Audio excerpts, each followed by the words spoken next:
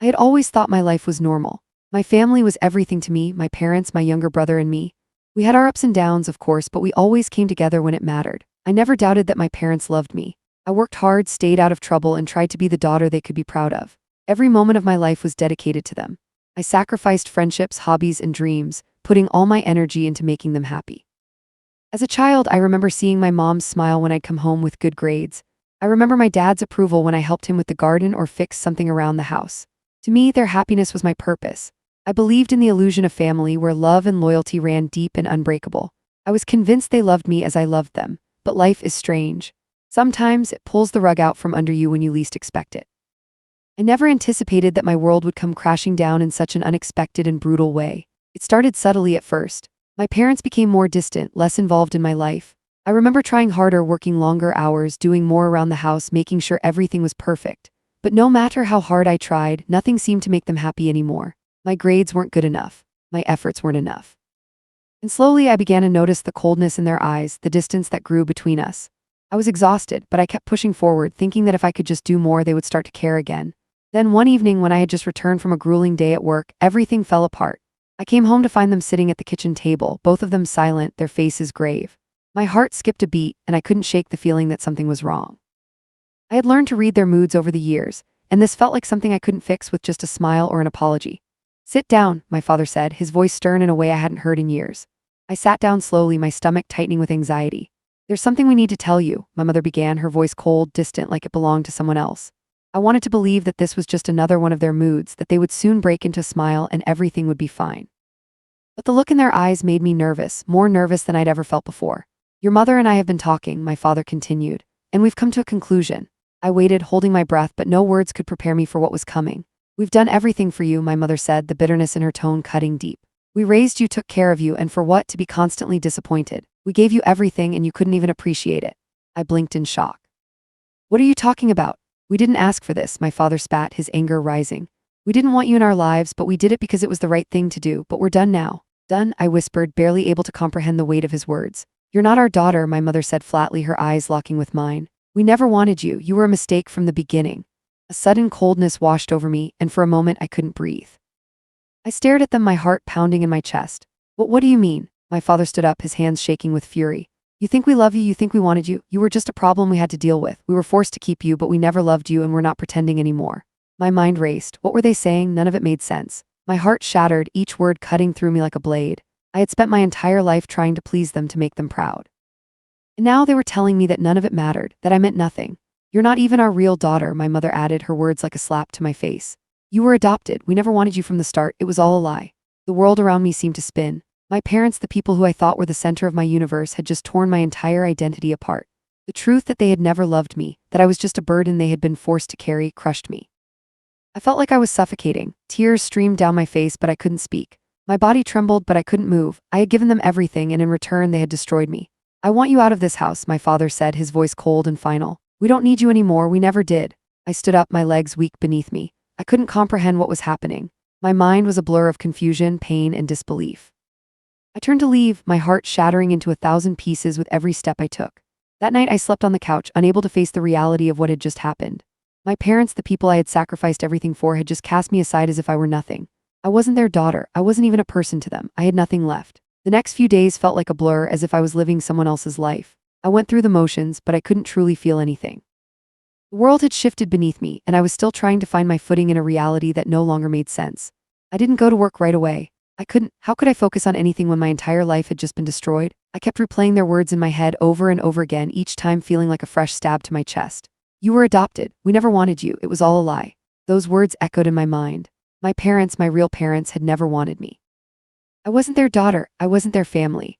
All the years of sacrifice, all the sleepless nights, all the moments I had thought were meaningful, it had all been for nothing. The house felt empty now. It wasn't the home I had grown up in anymore. It was a place where I didn't belong. It wasn't my home anymore, and I wasn't sure if it had ever really been. The walls that once held memories of birthday parties, family dinners, and simple moments of love now felt cold and suffocating. I kept staring at the pictures on the wall, wondering when the lie had started. When had they stopped loving me? Was I really just an inconvenience to them, a mistake they had to deal with? For days I didn't leave the house. I didn't talk to anyone. What could I say? How could I explain what had happened to me? I remember the first time I left the house after that night. It was late, and the streetlights seemed to stretch for miles, illuminating the path ahead. I walked aimlessly, not really going anywhere, just needing to escape the suffocating weight of my parents' words. I passed familiar faces in the neighborhood, but I couldn't bring myself to look at them. How could I pretend everything was normal when my world had been shattered? When I finally returned to the house, the silence was deafening. My parents were out. It felt like a cruel joke. Here I was, the daughter they never wanted, living in the house that I had once believed was my home, all alone. I felt like I had been cast aside, discarded like an old toy that no longer served a purpose. The next few weeks were filled with isolation and confusion. I tried to talk to some friends, but I couldn't bring myself to explain what had happened. How could I explain the pain of discovering that the people who were supposed to love you had never cared? That they had lied to me for years, pretending to be something they weren't? I didn't want their pity, and I didn't want to be seen as weak. Then one day, I received a letter in the mail. It was from a law firm. At first, I thought it was just a mistake or a random piece of junk mail, but as I opened it, I saw that it was addressed to me. My heart started pounding as I read the contents. It was a legal document. It was informing me that my parents were officially disowning me and revoking any claim I had to their property or their assets.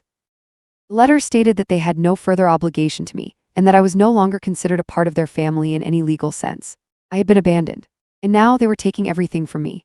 The words blurred together as I read over the document again and again. This wasn't just emotional pain anymore, this was real. The legal severing of ties felt like a final blow, a confirmation that they truly never saw me as their daughter. I wasn't even a person to them anymore.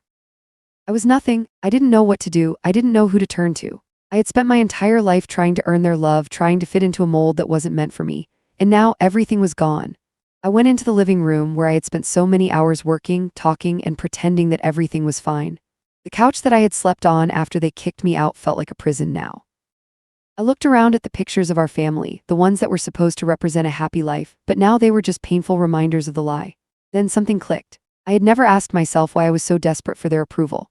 Why had I worked myself to the bone for people who didn't care about me? Why had I sacrificed my own happiness to try to please them? The truth was, I didn't even know who I was anymore. My entire identity had been wrapped up in them.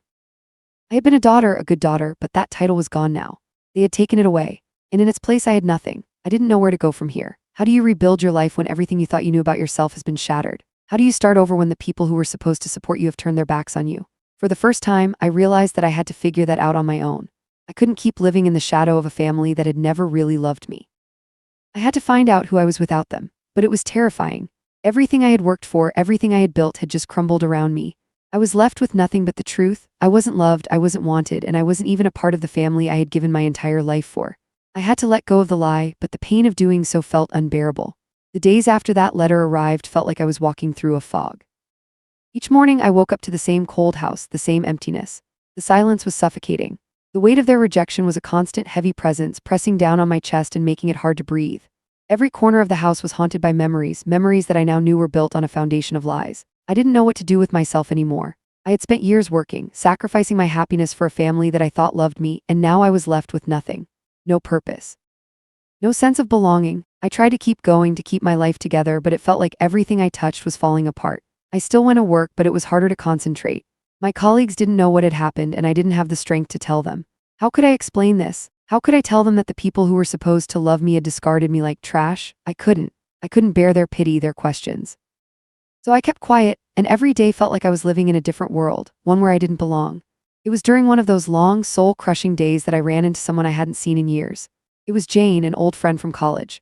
We had drifted apart after I moved back home to be with my parents, but seeing her brought back memories of a time when I was happier, when I wasn't burdened by this heavy, invisible weight. "Hey, it's been ages," she said, her voice cheerful as she approached me in the cafe we both happened to walk into. I forced a smile, but it didn't quite reach my eyes. "Yeah, it has," I replied, trying to sound normal, but my heart wasn't in it.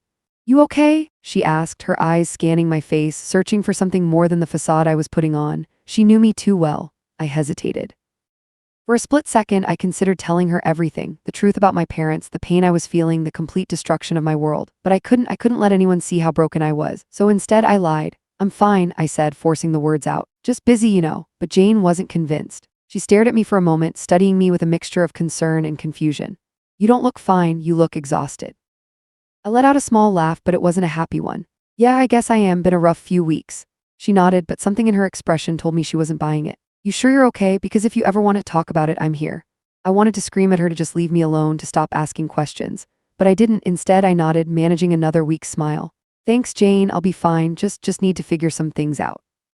She didn't push any further, but I could tell she wasn't satisfied with my answer. She gave me a hug before leaving, but her words stuck with me long after she was gone. I'm here if you need me. I don't know why, but it hit me hard. She was offering me a lifeline, a chance to reach out, but I was too scared to take it. I couldn't trust anyone, not after what my parents had done to me. And how could I explain all of this to someone who hadn't seen the years of sacrifice and love I'd given them? How could I make them understand that I had lost everything? But Jane's words stayed with me. Maybe, just maybe, there was a way to rebuild. Maybe I didn't have to be alone in this. The days that followed were a blur of numbness. I threw myself into work, but it was no use. I couldn't concentrate, couldn't find any joy in the things I used to love. My parents' rejection echoed in every part of my life. I had no one left to turn to, no family to fall back on. My entire existence had been shattered, and I had no idea how to pick up the pieces. One evening, I found myself standing in front of the mirror, staring at my reflection. I didn't recognize the person staring back at me. I had spent my entire life trying to fit into a role that wasn't meant for me.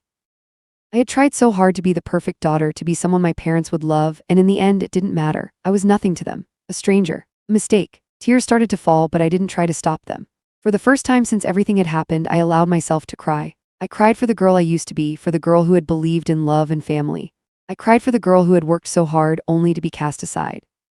And most of all, I cried for the truth I had never known, the truth that had been hidden from me my whole life. I wasn't their daughter, I was a stranger, a product of some other life one they had chosen to abandon. But even as I cried, something inside me stirred, something deep and raw that I had buried for so long, a part of me that wanted to fight back, to reclaim my life from the ruins they had left behind. I couldn't let them destroy me. I couldn't let their cruelty define who I was. I was more than what they had told me I was. I was more than the pain they had inflicted on me. I was still here, and I wasn't going to let them win. The weeks after receiving the legal letter felt like I was living in a haze.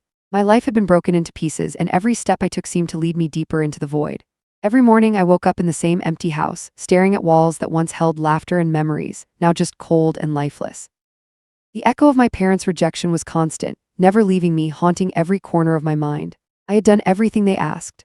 I had sacrificed my own dreams, my own happiness, just to gain a fraction of their approval.